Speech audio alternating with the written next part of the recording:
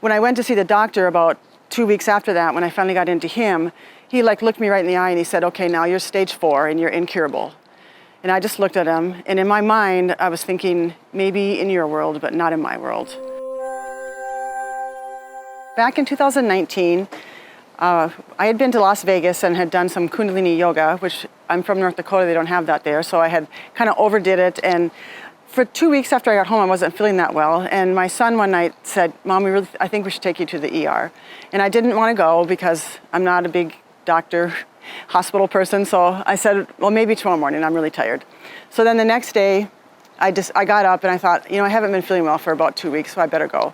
So we went in, and right away they did a CT scan, and there was some sort of a blockage. They wouldn't say what it was. I did have a person come in, a resident come in and say something about the cancer, and I was just like, wow, I thought I maybe had twisted an intestine or something, that I was bloated and didn't feel like myself.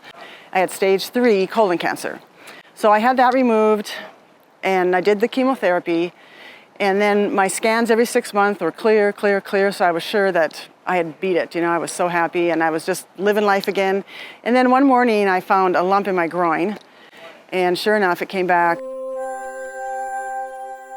Because I'm normally a pretty calm person, and for about 2 weeks I was just like shaking inside, just like, oh my God, it's back. I thought I had beat this, and now here it is again. So I was working, and a friend of mine said, you need to go see a mutual friend of ours. So right away she said to me, you are greater than your environment. And so I just looked at her, and she said, I just got back from a Joe Dispenza conference in Denver. She goes, you need to go and see him. So she got out his book and she started reading to me, and I was like, oh my God, this is right up my alley. I love this.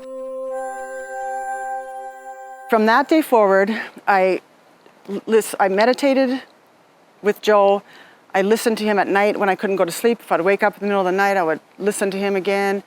Every time I started listening to him, I'd just calm me down, and I just thought, I know things are going to be okay. When I went to see the doctor about 2 weeks after that, when I finally got into him, he looked me right in the eye and he said, okay, now you're stage 4 and you're incurable. And I just looked at him, and in my mind, I was thinking, maybe in your world, but not in my world, because I've been doing Joe for quite some time.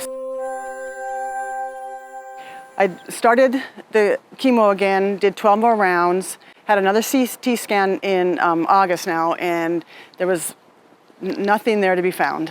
To me, I'm healed, and I love life now. Everyone talks about it in there, about how they love life even more now than before, and I know that it's made me a better person, and learning all this and doing my meditations, and every day I show up and do the work and listen to Joe and read the books, and I'm happier than I've ever been.